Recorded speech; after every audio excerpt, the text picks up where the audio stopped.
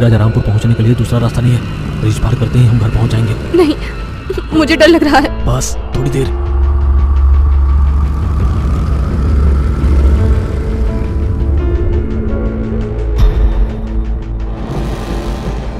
इस पुल पे आने की हिम्मत कैसे हुई तुम्हारी?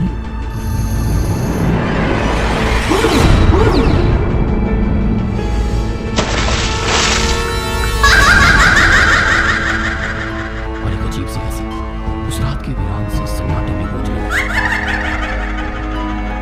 राजा रामपुर गांव शहर से थोड़ा दूर था। जंगल के रास्ते गांव में जाने के लिए नदी पार करनी पड़ती थी, इसलिए बहुत रुपए खर्च करके पत्थर का पुल बनवाया गया। बड़ी मेहनत से पुल बनाया गया, लेकिन इस पुल का कोई इस्तेमाल ही नहीं कर सकता, क्योंकि इस पुल पे बैठी एक चुड़ैल किसी को भी इस पुल को इस्तेमाल करने ही नहीं देती। गांव में पुल के सामने ही बड़ा सा मकान है। ये है गांव के मुखिया रामचरण जी का घर। इनका बेटा विक्रांत शहर में बड़ा सिविल इंजीनियर है।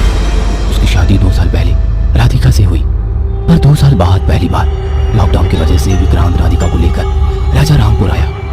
आने के लिए नाव से ही आना पड़ा। पुल के होते हुए भी नाव से क्यों आना पड़ता है, इस बात का राधिका को ताज्जुब हुआ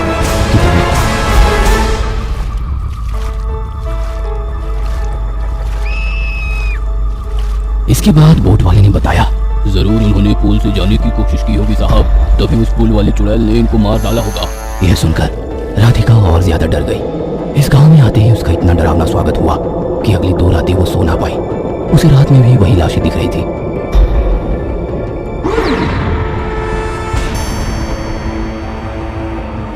राधिका ने विक्रांत से उस बारे में बात करने की कोशिश की, लेकिन तभी वो धीमी आवाज में बोला, वह पुल अशुभ है, इसके बारे में कभी बात मत करना। इसलिए वो बात वहीं बंद हो गई। पर फिर भी राधिका के दिमाग से वो बात दूर नहीं गई। उसके कमरे की खिड़की से वो पुल उसे दिखाई देता था, और रात में वो पुल बहुत डरावना लगता था। उसे अजीबोगरीब आवाजें आने लगती। ऐसा लगता था जैसे उसे कोई पुल पर बुला रहा हो। एक रात राधिका रात में उठ के नींद में पुल की तरफ चलने लगी। उसे बिल्कुल भी होश नहीं था कि वो कहाँ जा रही है। उसे बस ऐसा लग रहा था कि जैसे उसे एक आवाज बुला रही है। वो धीरे धीरे पुल की तरफ पहुंच रही थी। जैसे वो पुल की तरफ आ रही थी, उसे एक औरत का साया दिखने लगा। वो साया उसे पुल की तरफ खींच रहा था। जैसे ही उसने अपना पैर पुल पर रखा, राधिका को समझ आया कि वो सिर्फ सपना देख रही थी। पर ताज्जुब की बात यह थी कि वो पूरी तरह से भीग गई थी, मानो नदी में डुबकी लगाकर बाहर निकली। उसके साथ क्या हो रहा था उसे समझ ही नहीं आ रहा था। उसने देखा कि उसके पहलू में विक्रांत नहीं था।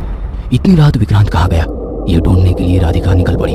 उसने देखा घर के पीछे विक्रांत 4 लोगों से चोरी छुपे कुछ फुसफुसा रहा था। जैसे उसे पता चला राधिका आई है, उसने डरकर बातें बंद की। अरे राधिका, तुम सोई नहीं अभी तक, और इतनी भीग कैसे गई तुम? विक्रांत, तुम इस वक्त यहाँ पे किससे बातें कर रहे हो? नहीं, किसी से नहीं, चलो सोने चलते हैं। विक्रांत राधिका को वापस कमरे में लेकर गया। दोनों सो गए, लेकिन राधिका को अब सोने से भी डर लग रहा था। उसे लग रहा था कि कहीं वापस वही डरावना सपना उसे ना दिखे। सोच में डूबी राधिका खिड़की से बाहर पुल की तरफ देख रही थी।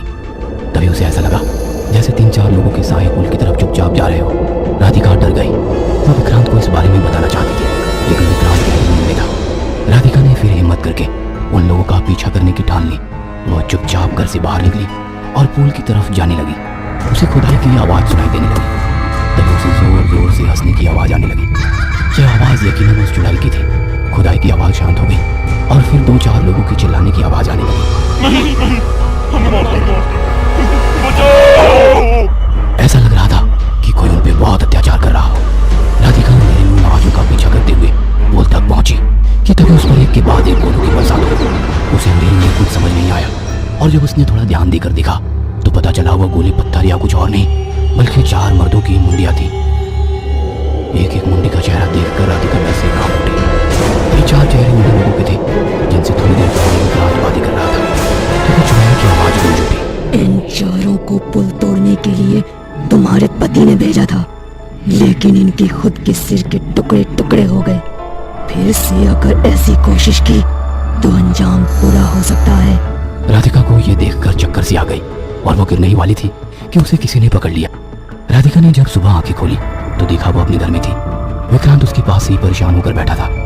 उसी ने रात को राधिका को गिरने से बचाया था, पर वो वहां कैसे आया? उसने वो पुल तोड़ने के लिए 4 लोगों को क्यों भेजा? ऐसे बहुत से सवाल राधिका के मन में उठ रहे थे। जब राधिका ने विक्रांत को इस बारे में पूछा तो विक्रांत कोई जवाब देने को तैयार न था। उसने बस इतना कहा, हम अभी के अभी वापस शहर जा रहे हैं, गांव में रहना अब खतरे से खाली नहीं है। विक्रांत इतना ही बोलकर पैकिंग करने चला गया। में बैठकर शहर की ओर निकले। जाते वक्त राधिका उस पुल को देख ही रही थी कि तभी अचानक तूफान आ गया। नदी में इतनी बड़ी लहरें उठने लगी जैसे समंदर हो। भूकंप का एहसास होने लगा। नाव उलट पुलट होने लगी।